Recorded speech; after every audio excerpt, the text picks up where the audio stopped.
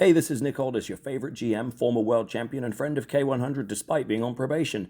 A few years ago, I started Legacy Sports Nutrition to sell high-quality supplements made in the USA to people like me and hopefully people like you. Since we launched, code K100 is the most used promo code at LegacySups.com, which is a testament to the listeners of this show as intelligent people who care about their health and performance with bestsellers like Test X9 Testosterone Booster and our Recovery PM Sleep Aid. I use these products myself, and so does my wife, Hall of Famer Mickie James, as well as a bunch of your favorite wrestlers. Try our stuff now at LegacySups.com. That's LegacySupps.com, and use code K100 for 10% off and to support this podcast. So, did you guys watch SmackDown? Yes. I did. What do you think it was? 1.2 million, Joe? Is that accurate? How come this is weird? Well, I'm in WrestleNomics. Why does WrestleNomics not give the quarters anymore? Is it the new data plus whatever? They don't. That's not a part of the data anymore. It must not be. I haven't seen it in a while either. Well, what do they call that? The data plus, or what's the new way they do the ratings? What's it called? Let's see. Data plus something. Maybe I missed that. Maybe they don't give quarters anymore on this stuff. So I don't know. So let's start. So the Vision's in the building, in the ring. Heyman said he had a vision for War Games. He shouted the 5 victims be locked in the cage, or they be speared, tsunami'd, etc. Logan Paul said he had a lot to say, but then Jey Uso interrupted and said, we don't want to hear what you have to say. Jay said nobody wanted to hear what he had to say and asked Heyman if he had his mind right because they just dropped their whole crew on Raw. Heyman said he made a mistake by Logan Paul and said that when he created the bloodline, he did it so that Roman Reigns' family could eat. They wouldn't have to depend on him. First thing he taught them is the numbers game always wins. They were outnumbered. Jimmy replied that they did learn from him, and they weren't stupid to show up alone. And Cody's piece of kid, he doesn't show up. The camera goes backstage, and Drew McIntyre is pulling him out of Cody's busts, and Cody's bleeding. Like, which is kind of weird. I don't think the blood was necessary, especially since like AEW just went like a week and a half of doing blood and gore like all over their shows and everything. So I don't know what the mindset was there. Well, how else are you going to know that Drew beat him up? Well, he's just dragging him out of the thing, and he's like, he's unconscious. You need to be bleeding to get beat up. Yeah, it's like an exclamation point. I would have had him dragged him out of the thing, yanking him by his tie. That's the image that I would have had. Right. You know? Konnan, what did you think of this opening segment? Yeah, I have no problem with him bleeding. They don't bleed that much, and I don't think people care what AEW does because they're not. Right. They don't do gratuitous blood, right? Right. So it always stands out. Right. I like that it means something. Yeah. Yeah, I also like that it wasn't a long drawn because the first segments usually can be like 20 minutes. Right. You know what I'm saying? Right. This was good. Nothing bad. Nothing. You know what I'm saying? Right. So listen to this. This will see what you think about this, Di. This is about quarter ratings. It's an AI answer, but it kind of answers your question. It says quarter hours are still usually included in TV ratings, but the metric itself is often criticized as being outdated due to fundamental changes as now people consume media.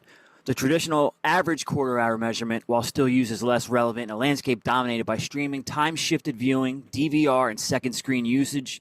In essence, while the data still exists internally, the industry's focus has shifted away from quarter hours. Yeah, but that doesn't answer why we're not getting it. Why we're not getting? I know, but I'm saying as a whole right now, apparently it's not as important as it was. It really why WrestleNomics doesn't have it? I don't have an answer for that. Right. I thought you might find that interesting. Yeah. They're not overly relevant because I used to get the minute by minutes, which are the more relevant numbers back at WCW. Right, of course. But the trend from one quarter to the next is, it does still mean something, I think. So I think it means something, yeah. All right. So they showed Cody being tended to medics when they came back from break.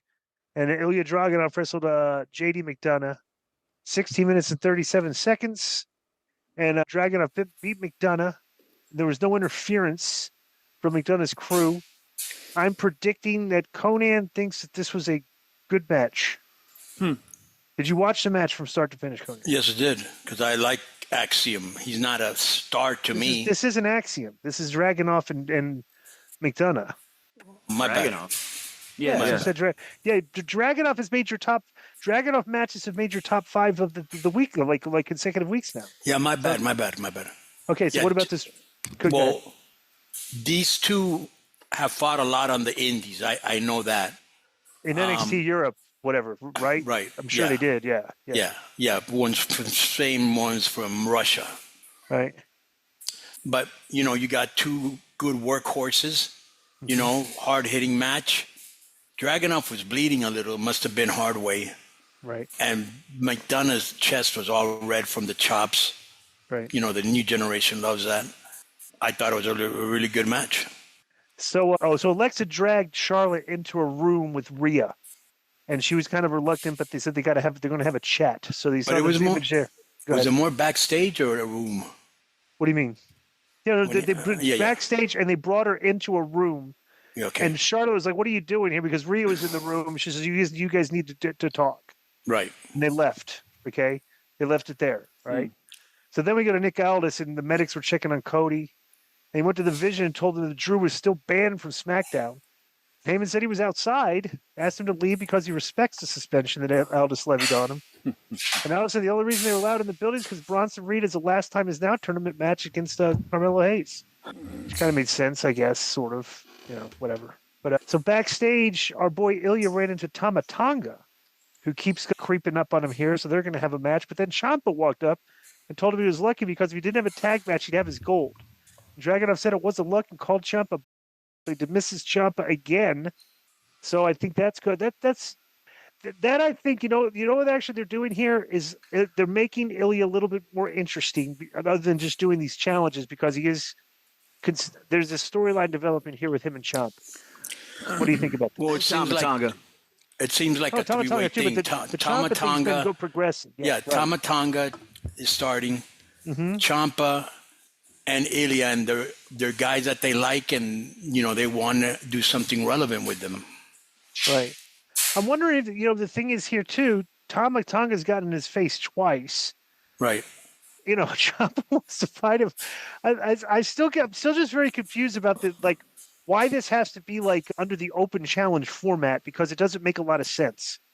Because if it's an open challenge, Tama Tonga's challenging him, Ciampa's challenging him, and he's not wrestling either of the guys. He keeps wrestling other people to challenge him. But I think they should go into detail on backstage. These guys arguing over who should get the shot at him. If he's given an open challenge. So I don't know. I think Tama Tonga is going to end up with the belt out of all this because I do too. They foreshadowed that with the solo stuff, saying he needs gold. Remember that they've been doing those vignettes. He says he needs gold and stuff, whatever. So Bronson Reed versus Carmelo Hayes, chicanery. Logan and the boys show up. Cody shows up after he got beat up, and he gets to Reed outside, gives the crossroads, throws him in the ring, and Carmelo Hayes beats the count, and Bronson Reed doesn't. Carmelo Hayes gets the win. And afterwards, Cody grabbed a mic and kind of really good, fiery promo. Said Bronson Reed might be the best out of all of them, but he won't figure it out till he's looking up at the lights. And he told Braun that historically speaking, a Steiner is never better than a Rhodes. Cody then called out Lesnar and said he was the last one to beat him, and he did it twice. And then addressed Heyman and told me he'd keep building him up and he would knock them down. I don't like it. You didn't like it? No. Why not? You know what this looks like to me? What? Instead of giving Hayes a win, you got Cody sneaking out there with the crossroads, and he takes the mic at the end. That was like a Hogan-esque Triple H. Oh, well, what if I hit him with my move first, and then you get the win? It looks sneaky to me, like Cody had to get in there a little bit. Give Carmelo his spotlight, man. Bro, they're protecting a guy that's on top, and they're giving the rub to Carmelo. Right. And in a few years, he won't need the rub, but he needs it. Yeah. I thought this was well done. I thought the Cody promo, which was short, was very, very good. Right. Okay? Mm-hmm. And that might even make the top 5. This was your typical big man, little man match. Ozilla, right. Okay, which is his name. Yeah. Really sold well for him. They had a really good dynamic that was logical. Right. I ended up getting into the match, and then the finish is what it was. Rhodes helped him, got the rub, and he beat a top guy. So they're pushing Carmelo. They've already pushed Bronson. A year ago he was a mid-carder. Now look at him. You know what I'm saying? So I think good booking. Cody Hogan. So Julia and Kiana James pursued Chelsea Green, but she hid in a closet. And James told Alba Fire they wanted the rematch, and Green left the closet when the coast was cleared, then ran into Jade Cargill, who laughed at her claims of being the greatest women's champion. But rather than respond, Chelsea just bailed. So this is kind of comedic still what they're doing with Chelsea. So Yeah. Sammy was with his crew of mid-carders backstage, and they were with the MFTs. Called them International Coalition, spoke about being brothers in arms until the NFTs are going down on SmackDown next week in the Survivor Series elimination match. So he fired everybody up for that big match next week, the Survivor Series elimination match. Are you excited about the Survivor Series elimination match? Not really. DIY wrestled Fraxium. And you knew DIY was going to win because they're pushing this Ciampa stuff, and Fraxium kind of involved. This is all the mid-card tag guys that have been involved lately. And after the match, Gargano, that's a good finish. Well, I don't know why people were complaining about this finish because they very rarely do this. Candice LeRae stole the mask from Axiom, and he got rolled up by Gargano. So it was a way to protect them, I guess. And Gargano celebrated holding the mask. So whatever. What did you think of this match? Well, it kind of keeps their feud alive, right? Fraxium is like DIY. You can put them in the ring with anybody, and they're going to have a good match. Problem is, none of these guys really have charisma. You know what I'm saying? Yeah. I'm going to make a point here about Fraxium. They work so fast. Right. It's like, dude, slow down and work the crowd. It's like, right, exactly. You know what I'm saying? They don't have any charisma, right? They're just like their style is their charisma, their speed. They're all over the. It's like, I don't know. What do you think? Let's wait and see. I don't really think too much about them. Right. Next is Penta versus Finn, and the Balor went through for a coup de grace. Penta avoided it, gave him a pump handle driver, and then delivered a destroyer and covered him for the win. The Mexican destroyer. And after the match, Penta celebrated his victory. Hey, here's the victory. Arriba. Also, that's the Penta driver. Right. Oh, they call it the Penta driver? Yeah. So the commentary team then acknowledged the injury to Sheamus. And Nick Aldis and Adam Pearce were having a meeting to determine his challenger, and it was implied that LA Knight wouldn't find out until the match happens. What did you think about Penta versus Finn Balor? Good match. They finally giving. It's weird how they're booking Penta, because you think, okay, maybe they're going to book him to win this and finally do something with him, but he may lose, his first match. You know what I'm saying? Well, right. He's out now. Well, we'll talk about that. But yeah. He was super over, Penta was super over. Finn did a good job of getting heat. Right. So there was a pre-tape, and Solo and the MFT said they would crush Sammy and his team next week. The Solo promised that he would put Sammy away for good himself. Very interesting. This is like, bro, the show is so like, the thing with this is there wasn't like a lot of long-term storylines in this and everything, and they knew the Survivor Series is coming up, and they just pigeonholed a bunch of like hotshot to get a whole bunch of groups together to fight each other in a short period of time. Is what this comes across as, because like the stuff is very generic. Would you agree with that? Yes. Yeah. So Charlotte, Alexa, Io, and Rhea made the ring entrances, and Rhea told, and the crowd got loud. The crowd got loud. So she said Nia, Lash, and Kabuki Warriors found out they were more unified than they thought on Monday, and that was a real problem for them. And she addressed going to war with the right people, and reaffirmed her trust for Io, Charlotte, and Alexa. And then Rhea addressed the missing fifth person and introduced her fifth member, AJ Lee. And AJ Lee made her entrance, but Nia Lash and Kabuki Warriors jumped everyone else from behind, and AJ noticed and made her way to the ring, but got blindsided by Becky Lynch as she got close, and the heel team took control and beat down the baby faces. And Becky held Rhea's feet near the ropes to allow Nia to land the Annihilator, and then Lynch then entered the ring and shook hands with Asuka to become the fifth member of the team. Heels over strong at the end. Right. Bro, think about how little actually happened on this show. And this is my problem with when you have tournaments and stuff like that, is these long matches, wins, they advance the tournament, bro, it took like 10 minutes to go over the show. Well, what are our reviews usually? Like 20, 25 minutes on this, right? Sometimes. And we didn't miss anything here. Konnan, what do you think about that? I wasn't so down on it. I liked the opening segment, with the Drew and Cody and Jimmy and all that. Right. I like that. I know you don't like matches, but I thought every match was good. Dragunov was good. Pentagon was good. Agreed. Carmelo was good. So I like the ending where AJ Lee, was the surprise, right. And how it ended. I wasn't as down as you. I thought it was good, especially since SmackDown hasn't been that good lately.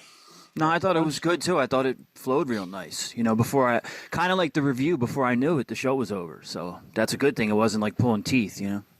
Especially Okay, but if I ask you this, remember Joe, when it was 3 hours long? Yeah, that was too much. Too much for SmackDown. That's coming up again in about 6 weeks too. Did you hear that? No. That? Oh. Yeah, it's going back to 3 hours. Wow. Oh my God. Must be getting that money. That's a great reaction, by the way. I'll just say this. I'm just still, this stuff is, if I ask you this, what happened on SmackDown? What would be the first thing out of your mouth? AJ Lee. Sorry, go ahead, Konnan. Right, go ahead. That's what I would say. AJ Lee joined the babyface team, and Becky joined the heel team. Now we got our teams for Survivor Series, and like you said, heels over strong. They got AJ and the team. Would be the first thing I would think of. All right. Somebody attacked Cody. They gave the rub to Carmelo. That was an upset. Yeah, Penta got a win. Yeah. So I didn't think it was that bad. And like Joe said at the beginning, I thought the show flowed nicely because of that. All right. Are you ready to take your sports fandom to the next level? With the FanDuel Sportsbook app, you're always in the game. Bet on all your favorite sports.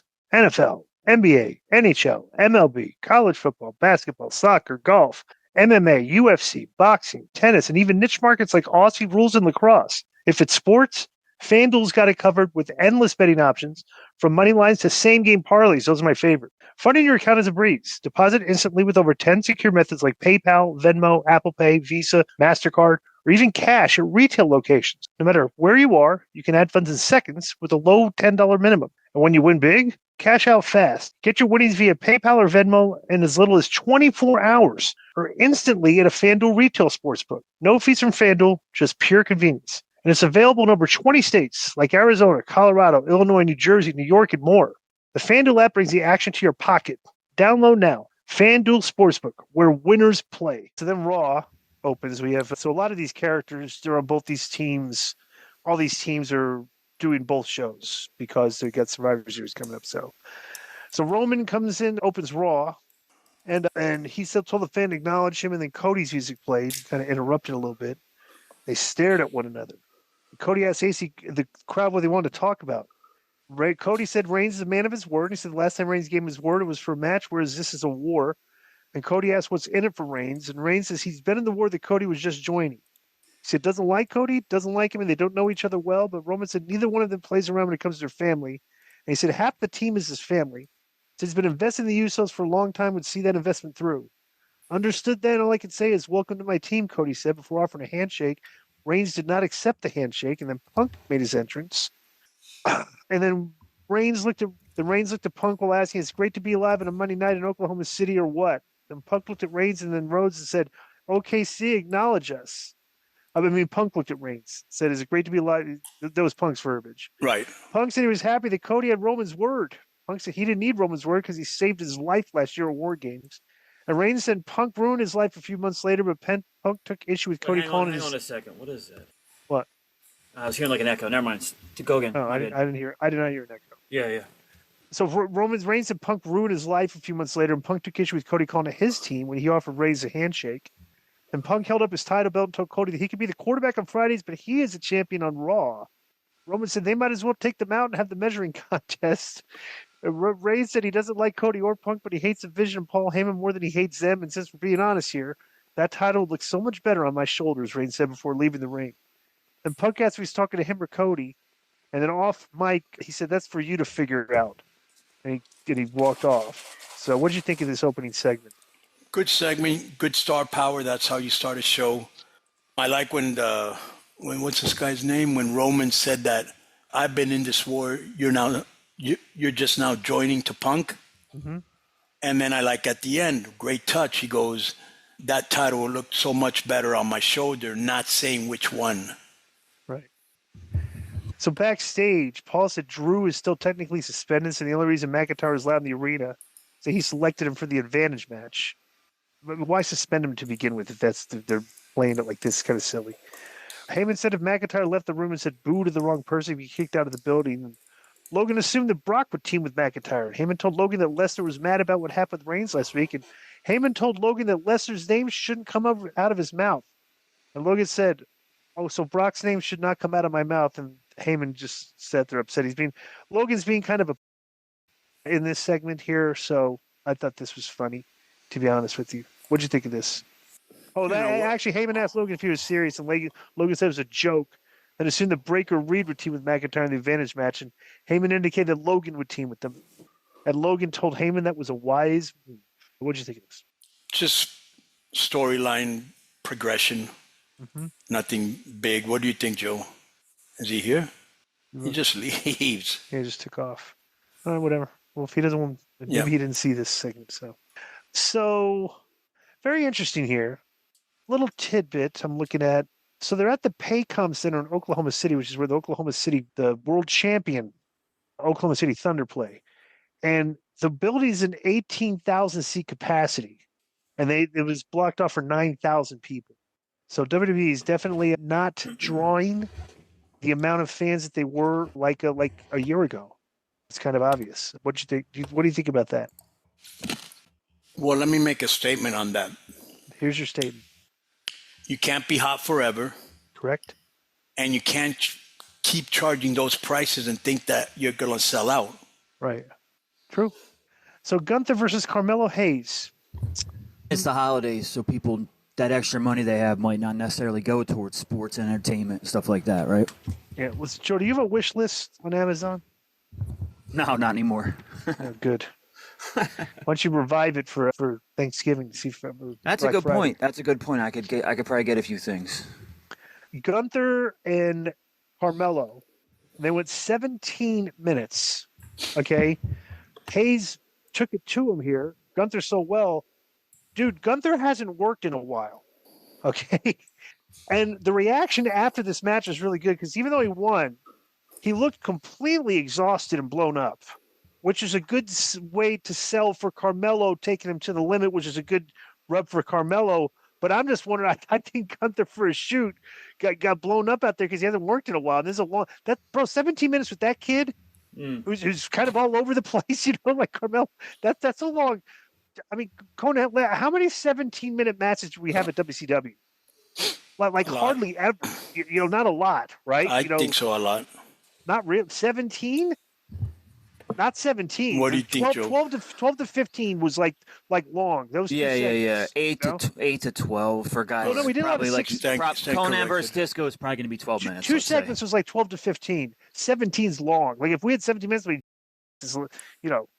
don't know. That's Benoit versus Jarrett or something there. Right. What did you think of this match? Well,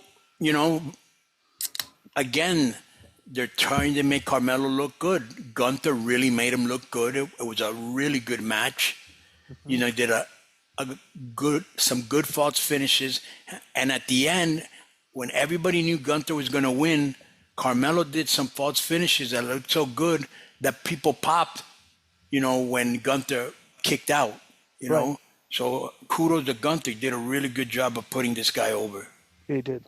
And what did you think about the sell? Was he selling exhaustion at the end, or do you think he was really shoot exhausted? Say that again? Did you think he was selling the exhaustion to put Carmelo over, or he was shoot exhausted after that? I can't tell. I would think he's in shape. Yeah, but he is in shape. But it's like, bro, 17 minutes when you haven't worked in a while, that's a long time. Maybe he was tired, Di, but maybe he also he added to it. Like, oh, okay, I'll act a little bit more exhausted for this kid. Could be acting. This seems like you guys have gotten together before the podcast started to team up against all my narratives. No, you're just wrong as usual. I just think you're teaming up, and it's a concerted. I think it's an organized attack. First of all, credibility. First of all, you got to get this to ever answer the phone, even if you leave a message on the answering machine, which is so unprofessional, and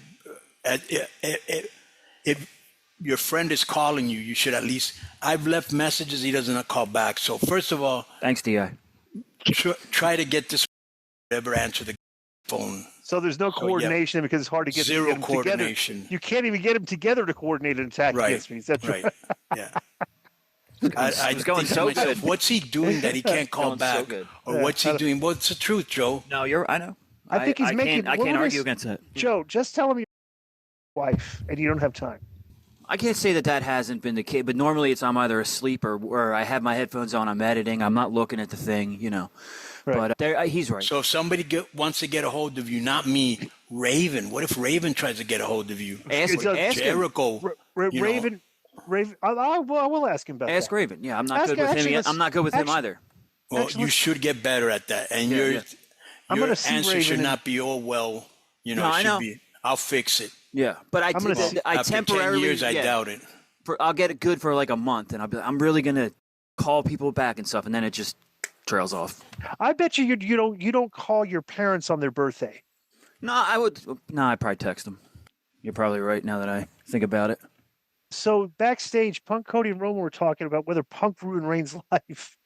And the Usos showed up and kind of like tried to do business here and said the trio was focused on everything but the most important thing, and said he and Jay are on the same page. Well, they are not. And Usos indicate that they would take the advantage match and then made their exit. And Reigns asked whose team it is and then told Cody and Punk to fix it because like they came in and just punked everybody and took the match themselves. So, and he commented it's just whatever on that. Yeah, it is what it is. Storyline progression, yeah. Dominic comes out, and Dom stood in the ring and spoke about how he beat John Cena to be the greatest Mysterio of all time in San Diego. By the way, I looked at the weather report. What time? That's at night. The show's on at like 4 in the afternoon, right? Not sure. It's outside. It's going to be 49 degrees. People in California think that's the word they would use for that is freezing. Freezing. Dude, these girls at work, when it gets like the slightest bit chilly outside, like 55 degrees, all these SoCal and Western girls, like they're like, oh my God, it's freezing. They come in like bundled up, like in fur coats. Like, are you people serious? I don't know, but that's what we call a weenie shrinker in San Diego this week of 49 degrees, Conan. Is that, Conan, do you consider 49 degrees chilly? Yes. Interesting.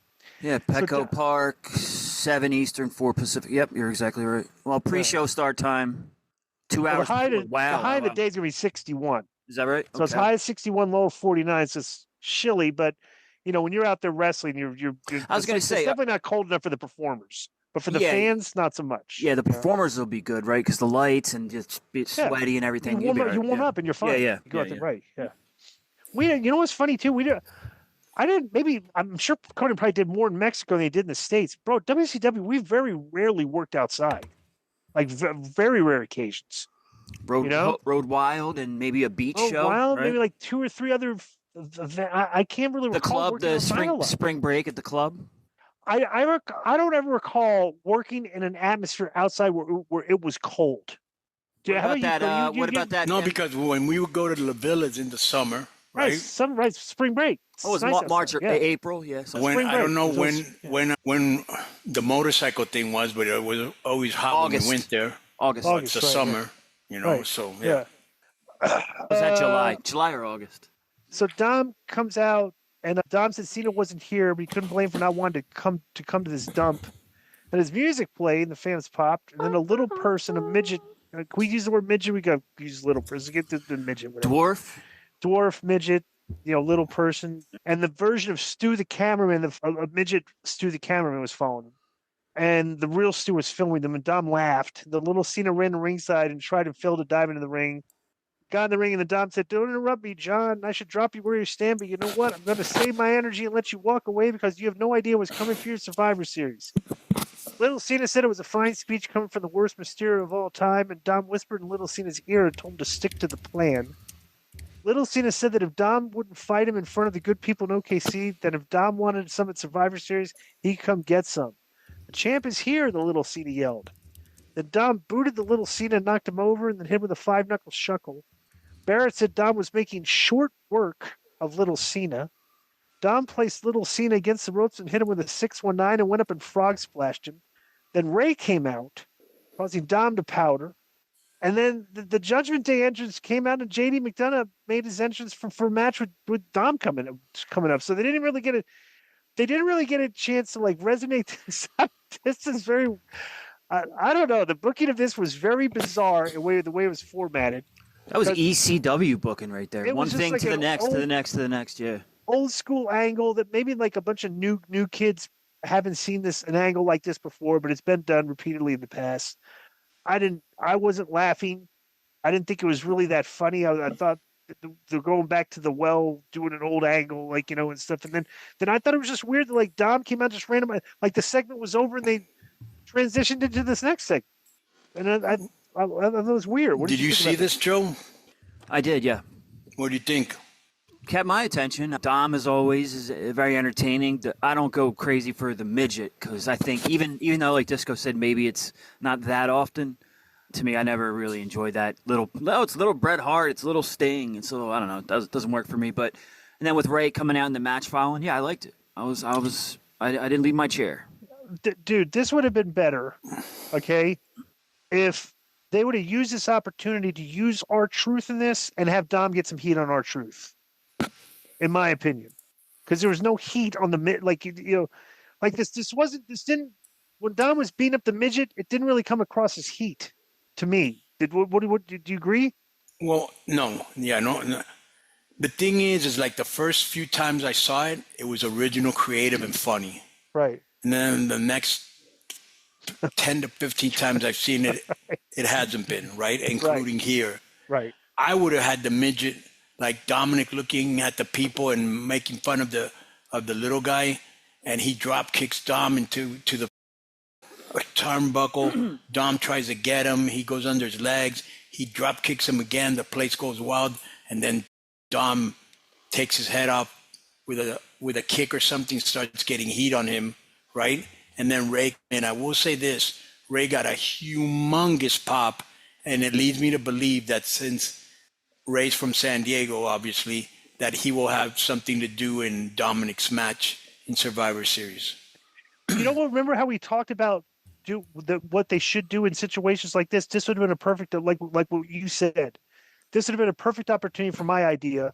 The Dom starts picking on the midget, and the midget pulls out the what's the spray? This tear gas, the spray when he sprayed in somebody's face, like mace, pepper spray, whatever.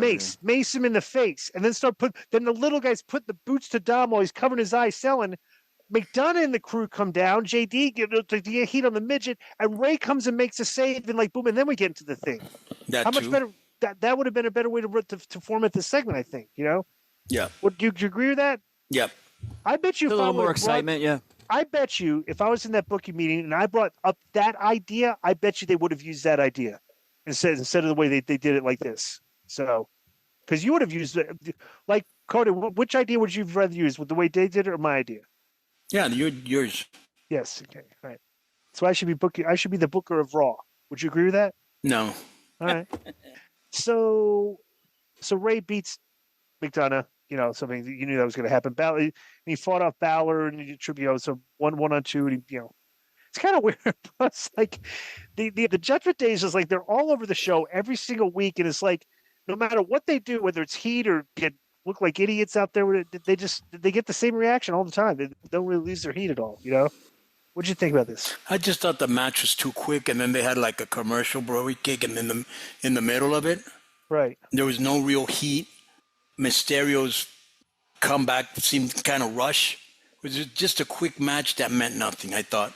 Do you think there was no heat because the result really wasn't in doubt? Well, there's what they needed to do here to spice this up? Ray should have gotten on the mic and cut a promo and gotten a pop and everything before they fought. You know what I'm saying? That too, and another thing, I would have had Dom in the finish, Yeah, something right. Like after he won, especially if they're going to do something Survivor Series, right? Right. Yeah. I would have had it laying his dad, dad laying. I thought this was the least creative way they could have done the way that they had this laid out. To be honest with you. Yeah, I thought those two segments were not good, rushed, and didn't resonate. Not only didn't it resonate, it didn't push anything forward. Right. They should have Ray out on Saturday for Survivor Series. Put him in the front row, or maybe on commentary for Cena versus Dom. You think?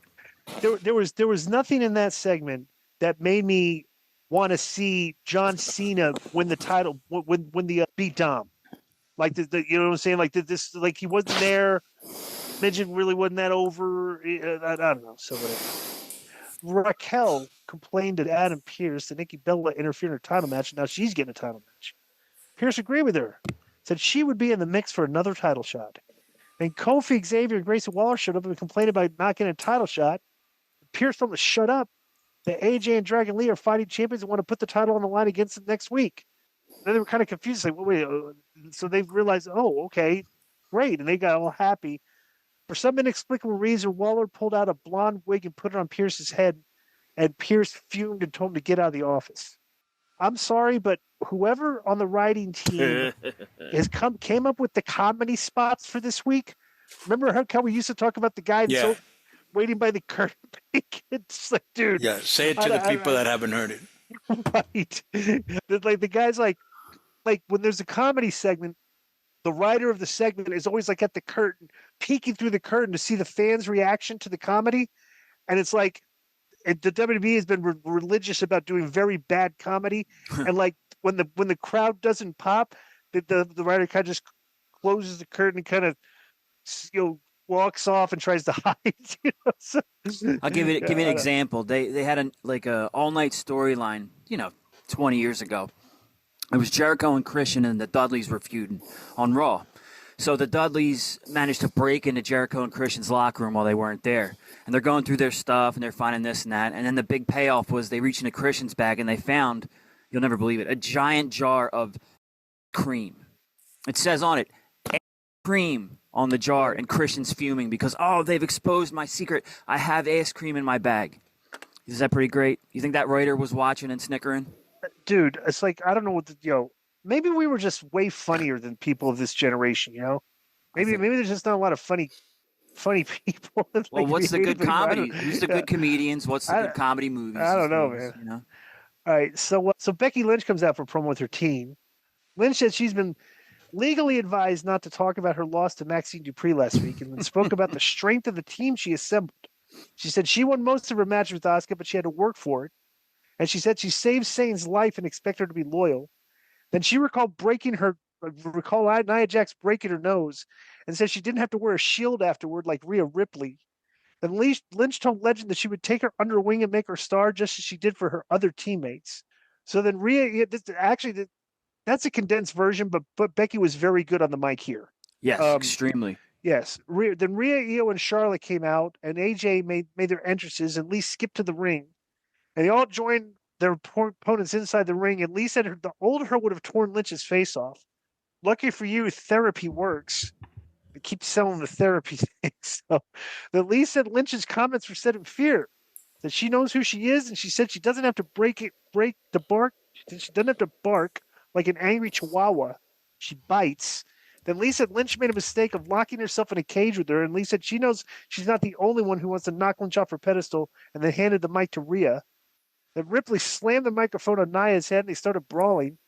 And they cleared the heels of the ring, and Legend and Jax teamed up for a clunky spot with Flair. Then the baby faces knocked them all to the floor, and the Sky hit a moonsault onto Asuka, Sane, and Jax and Legend. And then Lynch avoided the moonsault and looked rattled as she yelled at the baby faces who were taunting her from in the ring. I guess this worked, but Becky's mic work was good, and AJ's mic work was pretty good too. So this got a good reaction from the crowd. What'd you think of this? I thought Becky just came off the biggest star. She was great on the microphone, buried everybody, made it all about her. Right. They're still married to the AJ Lynch with therapy, but I bet you half or more than half of the people in the audience have had either therapy or mental breakdowns or have mental issues. Panic attacks. So they all, right. Like the other day, I was reading that Dak Prescott had he asked a day off for mental health, right? And I'm thinking, did he really? And I'm thinking to myself, bro, you're rich. You're the king of Texas. You're one of the top quarterbacks. You probably have nice mansion, cars, don't have to worry about anything. But at the same time, I also think of, because I know a lot of stars in other, not just wrestling, but also wrestling, where you have hangers on, family members asking for money, asking for tickets, family members asking for work, so it can get on you. But I just, as we've always said, this generation and the one before it are very sensitive and very soft. Do you think Joe needs therapy? Yeah, or a lobotomy or something to figure out. He comes with a lot of baggage. Brain transplant. Yeah. Well, that's because he's been doing Raven has done therapy. Right. So Yeah, I think it fixed him. Joe, what? It fixed Raven. It allowed him to accept his life as it occurred. He was very let down by his career, and his therapist convinced him, no, you did great, my friend. You are very talented. I don't want to laugh at Reagan's therapy, but Yeah. you know.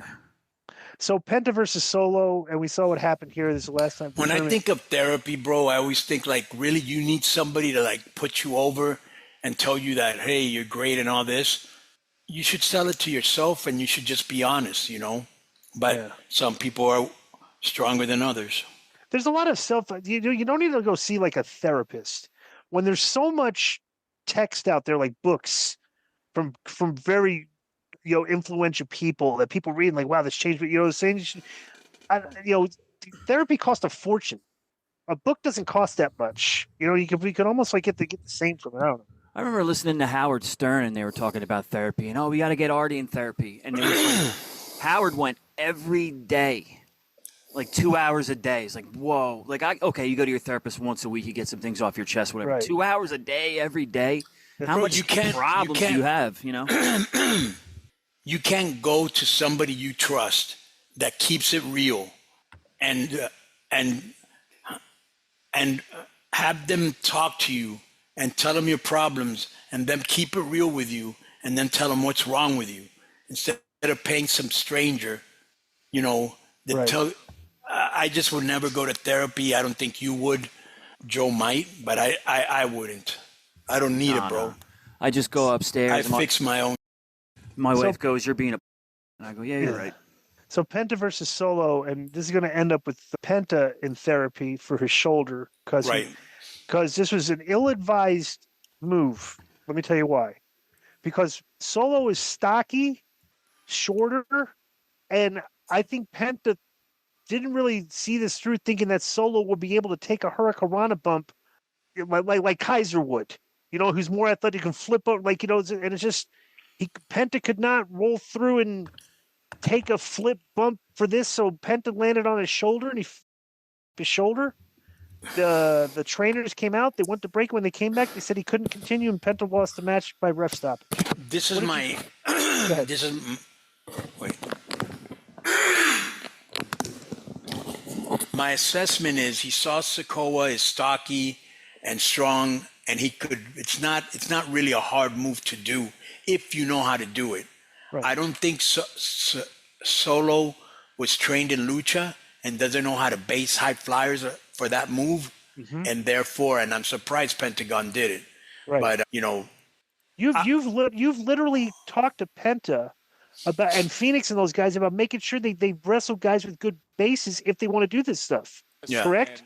Yeah. So it's like with Penta. So this is what it was. So what is that? Oh, do you got the move? Hang on. Yeah, see, he's just, he can't, like I said, he needs to take a front flip bump. And you see, he's jumping off his right foot, what Solo's doing. So you're not going to get the flip out. Yeah, I don't know. This is very, like I said, the guy doesn't have a lot of experience taking that move, and that can happen. When you don't have a guy. It's like he dropped him when he should have held on to him. Am I right? It's just, bro, you can't. Well, he's not trained, bro. He's not trained in doing it. Like, sure, he feels bad about it too. The luchadors, like, if in training, like, how many of those do you think you do in training? 1,000? Like, it's like, I don't know. Unfortunately for Penta, he's going to be out for 4-6 weeks. It's back in time for the Rumble. Yeah, but then actually, it was funny that they went from that to this. They showed footage of John Cena making an early return for major surgery at the 2008 Royal Rumble. So maybe that was awesome. It's supposed to inspire Penta to get better quicker.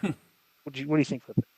So Adam Pearce told Maxine Dupree that more women called her about taking the title off her than maybe ever than before, of course. That makes sense, okay? She spoke about being a champion that people can respect, and said she was going to call Natalya. Pearce said he loved it, shook her hand. Then Ivy Nile approached Dupree and told her that the title is hers. And after Nile walked away, Roxanne Perez and Raquel approached Dupree. And Perez was talking smack when Pearce returned and asked if there was a problem. And after they left, Pearce said Dupree should call Natalya now. Then she started to call Natalya. I mean, this is what, I just think of, you know how we talk about this, Conan? Like when what's her name wins the belt, and the first challenger is somebody below her on the card. You know what I'm saying? Right. So I don't know. I just have no interest in them. I have forgot Ivy now was even there, because she didn't make an impression on me. You know what I'm saying? Well, let me give you this too. So, Maxine Dupree just got off a program that went like 4 to 5 weeks with Becky, right, who is super over. Right now now she beat her, and now she's with Ivy Nile. It's like she's taking a step back from like where she was in the card to like in her mind, like what was are they elevating Ivy Nile? It's like I don't know, man. It's like this. I hate that. Like, if you're going to give somebody the belt, it's like, okay, you're ready to work with the top, the people above you in the card. We're giving you this opportunity, and it's like they always work with the mid carders all the time. It's like I don't know. That's fixable too. That's just a mindset that is like permeated through creative and in all companies. Like that's how you're supposed to do it or something. I completely disagree. So then we do Logan and Drew against Jimmy and Jay in the War Games Advantage match. It's kind of funny they're doing these two, them and AEW are kind of doing similar angles to get to their to get to where they're going. Like, because they had remember they on AEW they were having those matches to determine who's the first in the gauntlet battle, whatever. I don't know. Oh, they do that always. The last entrant, right? Yeah. So there was a clunky spot in this between Jay and Logan. But Jay super kicked McIntyre. Braun Breaker and Reed came out. Then Punk and Cody ran out. Then Logan and Jimmy and Drew get the 3 count. Then they fought inside the ring. And the fans chanted OTC. And then Roman came out. He hit Breaker and Reed with Superman punches and clothesline Paul over the top rope. And then entered the ring and dumped McIntyre to ringside. And then the credits were shown. But then Brock's music played. He slipped on the stage when he was doing his entrance, but immediately rolled through it and got back up like it didn't faze him at all. Right. And they got up and they got on the apron again, and they hit the ring, and they did the old school Georgia Championship Wrestling, Florida Championship Wrestling finish back in the day where they would be fighting as they gotta go. What'd you think about the old school angle at the end, Conan? Where this is what this show was? A bunch of old school angles. Like if you think about it, what'd you think of this, Conan? You're muted, by the way. Yeah, he's flipping it off. Yeah, it wasn't as good as last week's show because last week's show was excellent. But I still enjoyed it because all the talent that's going to be in the Survivor Series and the War Game and all that, they were featured. Except for, and I don't know why, and not that I'm missing it, Stephanie Vaquer and Nikki Bella. But everybody else was, you know what I'm saying? Right. Yeah, all they did was that promo or whatever, right? Yeah, I guess they had a pre-tape. Yeah, they did. They did. Yeah, but it was nothing special. No. This is your go-home show. You got to really hype it up better than that. Yeah. Right. Well, maybe they'll do something on SmackDown. Yeah. Gunther and Hayes had a great match. And I liked the ending. I loved when, I'll get to it in the top 5. Okay. Yeah, this is the one thing this show that they have is that this is a point in their creative arc where they're heading into WrestleMania season, and they have all their major players in the War Games Advantage match to tell you these guys are our top guys. That's what they've done. They've gotten all their top guys together, and whatever comes out of this, I'm assuming something's going to come out of the babyface side with Roman, Punk, and Cody, and 2 of those guys are going to be probably fighting in WrestleMania, I imagine. So I don't know. What do you think about that? Could happen. That's it's a viable theory. Right. Do you remember last week where Sikoa almost tripped getting into the ring? Yes. Okay, I loved Lesnar wiping out. And then when they came back... Kidman popped at the go position backstage. Right. Huge, yeah. And then when they came back, he pointed to the spot where he fell. Yeah, huge pop for that.